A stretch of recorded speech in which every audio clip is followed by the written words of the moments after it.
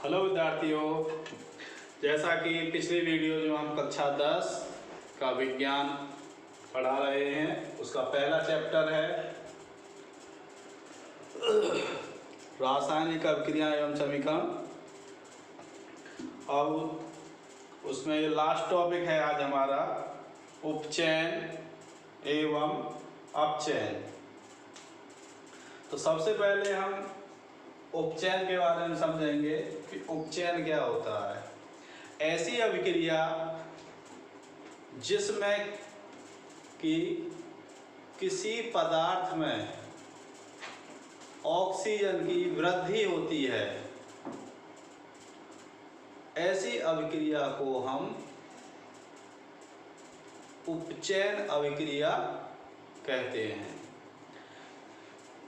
दूसरा अपचयन just opposite, यदि किसी पदार्थ में ऑक्सीजन की कमी होती है या ऑक्सीजन का ह्रास होता है तो ऐसी अभिक्रिया को हम अपचयन अभिक्रिया कहते हैं। फॉर एग्जाम्पल, यहाँ हम जब कॉपर के चूर्ण को गर्म करते हैं Cu+O2, इसे जब हम गर्म करते हैं तो गर्म करने पर इस पर एक काला काला पदार्थ जम जाता है। तो वो काला पदार्थ क्या होता है? Copper oxide.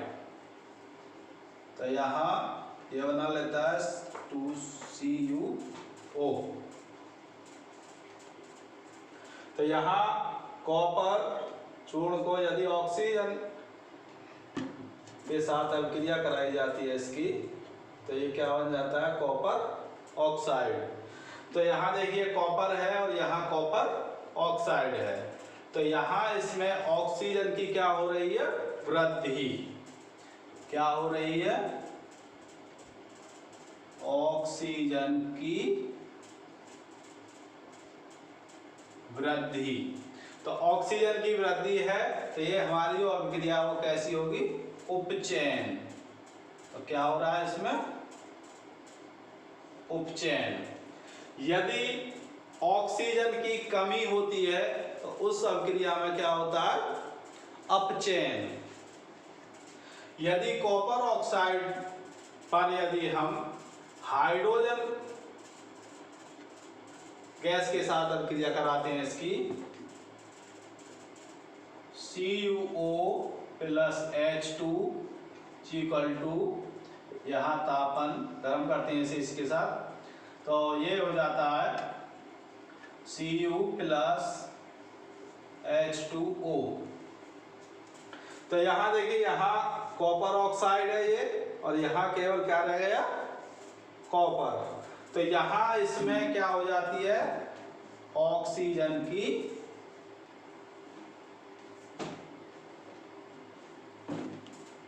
यानी कि ऑक्सीजन की क्या हो रही है? कमी। जब ऑक्सीजन की कमी हो रही है तो ये अभिक्रिया कौन सी होगी? अपचयन। यहाँ क्या हो रहा है इसका? अपचयन। ऑक्सीजन की कमी के कारण क्या हो गया इसका? कॉपर ऑक्साइड का कॉपर में क्या हो जाता है? अपचयन।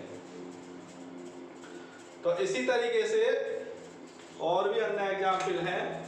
दूसरी एक चीज और होती है इसमें, दूसरी पहचान है इसकी कि यदि किसी अभिक्रिया में हाइड्रोजन की कमी होती है, किसी पदार्थ में हाइड्रोजन की यदि कमी हो जाती है तो वो हम उस अभिक्रिया को क्या कहेंगे कि उसका क्या हो रहा है? उस पदार्थ का उपचयन हो रहा है। हाइड्रोजन की कमी या ऑक्सीजन की वृद्धि पर क्या होता है? उपचयन। और यदि किसी पदार्थ का किसी अभिक्रिया में हाइड्रोजन का ह्रास हो रहा है, ऑक्सीजन का ह्रास और हाइड्रोजन की वृद्धि हो रही है, तब हम उसको कहेंगे कि यहाँ उस पदार्थ का क्या हो रहा है? अपचयन। तो ये इसके और एग्जाम्पल मैं बताता हूँ आपको। जैसे यही है कॉपर ऑक्साइड, देखिए यहाँ ये क्या है हाइड्रोजन, और यहाँ क्या बन रहा है हाइड्रोजन ऑक्साइड, यानी कि जल बन जाता है। तो यहाँ इसमें क्या हो रही है ऑक्सीजन की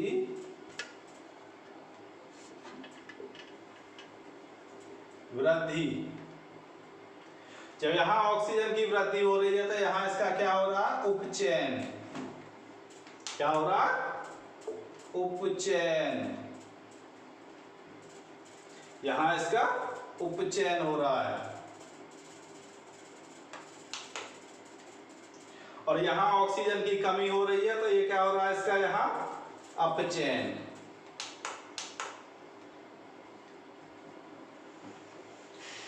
यहाँ क्या हो रहा है अपचयन।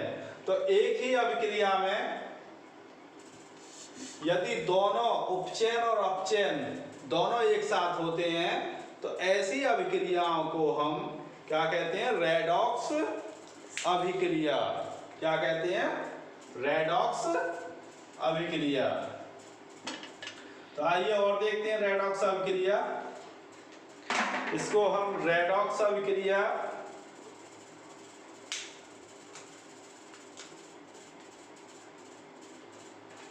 रेडॉक्स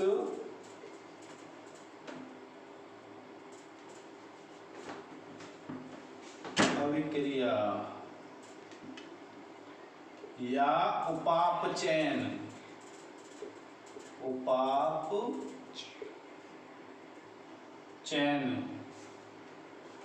अभिक्रिया।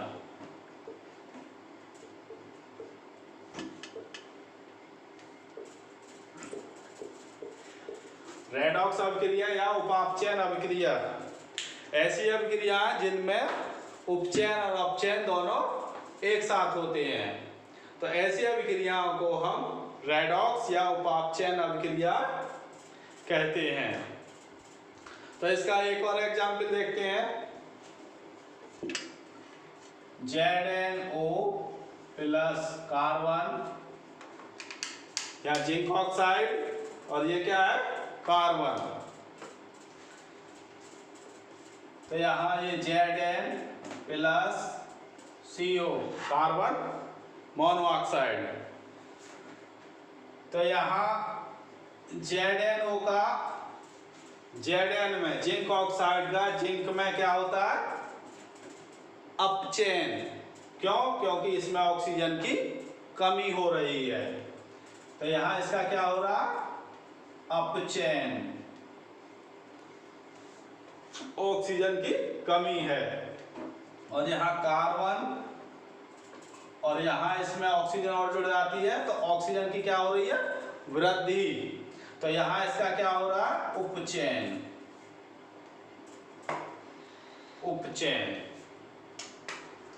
दूसरा एक एग्जाम्पल और लेते हैं।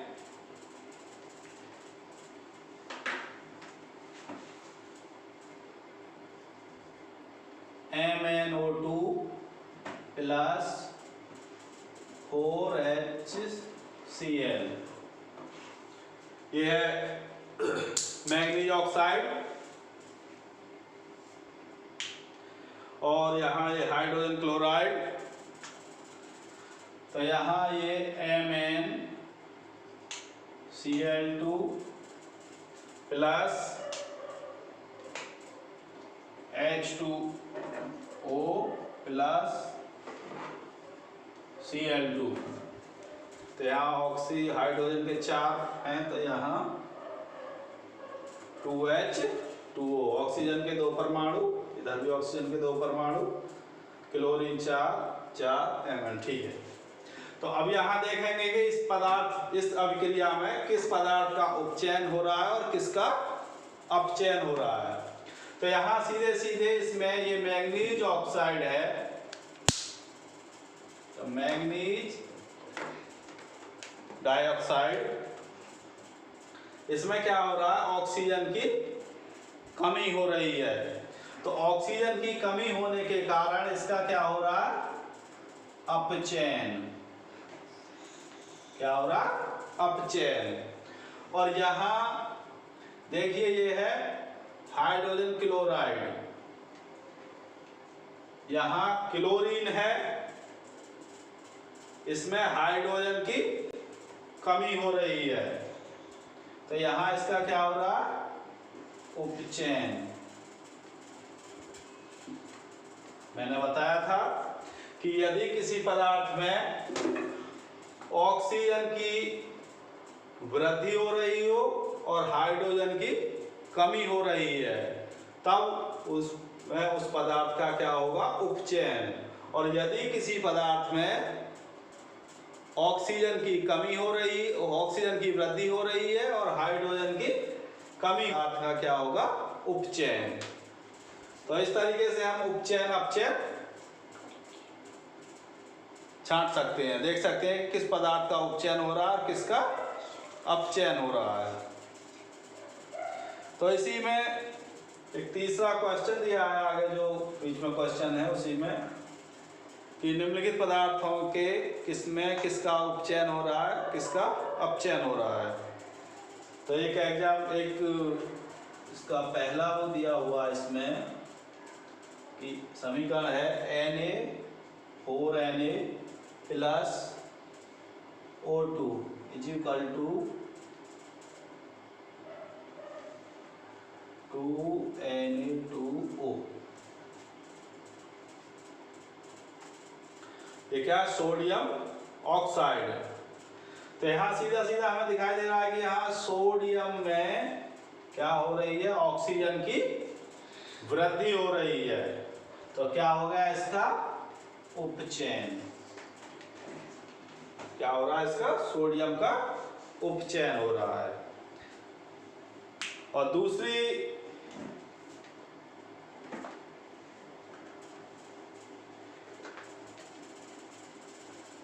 इसी क्वेश्चन में इसका दूसरा पार्ट दिया हुआ है, दूसरी अभिक्रिया दी हुई है, एक CuO plus H2 is equal to Cu plus H2O। पहले ही बता चुका हूँ इस अभिक्रिया के बारे में मैं। तो इसमें क्या हो रहा है, ये कॉपर ऑक्साइड का कॉपर में क्या हो जाता है, अपचयन, और हाइड्रोजन में इधर ऑक्सीजन की वृद्धि हो रही है, तो इसका क्या हो रहा है, उपचयन। तो यहाँ इसका इसमें क्या हो रहा है, उपचयन, और ये हो रहा है, सॉरी ये अपचयन, क्योंकि ऑक्सीजन की कमी हो रही है और इसमें ऑक्सीजन की वृद्धि हो रही है, तो ये हो रहा है उपचयन।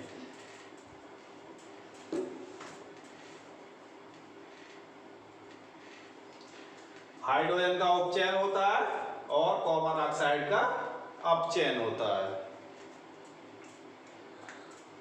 तो एक्सरसाइज के यही क्वेश्चन है इसमें। अब इसमें कुछ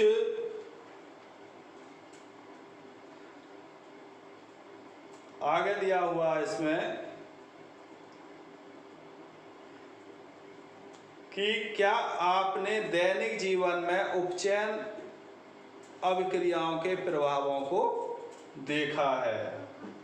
उपचयन अभिक्रियाओं के प्रभावों को, जैसा कि मैंने अभी बताया था कि उपचयन क्या होता है, जिसमें ऑक्सीजन की वृद्धि हो जाती है, जिसमें ऑक्सीजन की वृद्धि हो रही है उस पदार्थ का क्या होता है, उपचयन। तो दैनिक जीवन में भी हमारे में ऐसे बहुत सारे उदाहरण देखने को हमें मिलते हैं। जैसे जब हम कोई भी नई, जैसे लोहा है या मान लो कि तांबा है, जो लोहे की बनी हुई वस्तुएं जब नई होती हैं तो वो क्या होती हैं, चमकीली होती हैं, और धीरे धीरे उस पर एक हल्का लालिमा युक्त भूरे रंग का एक पदार्थ जम जाता है, जिसे हम जंग कहते हैं। और वह किसके कारण जमता है, ऑक्सीजन की वृद्धि के कारण। जब लोहे में ऑक्सीजन की, जो वायुमंडल में हमारी जो ऑक्सीजन होती है और कुछ जो नमी होती है उसको पाकर उसकी ऑक्सीजन से अभिक्रिया करके लोहे का सूत्र Fe होता है आयरन, तो वो ऑक्सीजन से आयरन अभिक्रिया करके आयरन ऑक्साइड बना लेता है। और आयरन ऑक्साइड बनाने के कारण जब उसको हम छुड़ाते हैं तो वो धीरे धीरे उस लोहे में भी उसकी परत को छुटा देता है, गला देता है। तो इसीलिए लोहे का धीरे धीरे कम होना, या किसी भी और भी पदार्थ हैं जैसे तांबा है, चांदी है, उन पर भी जो वायुमंडल की ऑक्सीजन होती है उनसे अभिक्रिया करके ऑक्सीजन, जैसे कॉपर में कॉपर ऑक्साइड की नीली परत जम जाती है, हरी परत, और तो उसको भी जब छुड़ाते हैं तो वो भी उसकी भी जो कॉपर होती है उसमें कमी आ जाती है, वो भी धीरे धीरे कम होने लगता है। इसी तरीके से चांदी होती है, चांदी को में भी एक तुमने देखा होगा कि नई चांदी, और जब धीरे धीरे वो ऑक्सीजन से अभिक्रिया करती है तो सिल्वर ऑक्साइड उस पर भी जम जाता है, काली परत जम जाती है जिसे सिल्वर ऑक्साइड कहते हैं। तो उसे छुड़ाने पर चांदी भी धीरे धीरे कम होने लगती है। तो इसी चीज़ को, जो कोई भी पदार्थ जब धीरे धीरे कम होता है तो उसको हम संक्षारण कहते हैं। दूसरा, कुछ खाद्य पदार्थ भी ऐसे होते हैं जिनमें देखने को मिलता है कि हमें उपचयन के कारण उन पदार्थों का भी उपचयन हो जाता है। जैसे वसा युक्त या तेलीय युक्त खाद्य पदार्थ होते हैं, जैसे सीधा सीधा उदाहरण, जैसे हम अचार डालते हैं तो अचार में क्या होता है कि कुछ दिन बाद वो धीरे धीरे खराब हो जाता है। खराब होने का कारण क्या होता है कि वायुमंडल की जो ऑक्सीजन होती है उस ऑक्सीजन से जो तेलीय पदार्थ होते हैं वो उपचयित हो जाते हैं, यानी कि उनका उपचयन हो जाता है। तो उस उपचयन को रोकने के लिए हम एंटीऑक्साइड पदार्थों को उसमें मिला देते हैं, या तो वायुरोधी बनाते हैं या उसमें कुछ ऐसे वायुरोधी बर्तनों में रख देते हैं जिससे कि उसमें वायु प्रवेश ना हो, या पृथ्वी आक्सीकारक जो उसका उपचयन ना हो, ऐसे कुछ पदार्थ मिला देते हैं। तुमने देखा होगा कि चिप्स के पैकेट में से ऑक्सीजन को निकालकर उसमें नाइट्रोजन या कोई अन्य गैस भर देते हैं। क्यों भर देते हैं कि यदि ऑक्सीजन उसमें होगी तो वो उपचयित हो जाएंगे और चिप्स खराब हो जाएंगे। तो उसको खराब होने से बचाने के लिए उसमें उसे नाइट्रोजन या अन्य गैस भर देते हैं जो कम आक्सीकारक होती हैं। ठीक है, तो आज के लिए इतना काफ़ी, चैप्टर समाप्त। इसके क्वेश्चन देख लेना, यदि जो नहीं होते हैं तो उनसे पूछ लेना। वैसे जितने भी क्वेश्चन हैं सब मैं पढ़ा चुका हूँ इसमें, जितने भी हैं आगे, और यदि कोई नहीं आते हैं तो मैं बता दूंगा, पूछ लेना। ठीक है, बाय।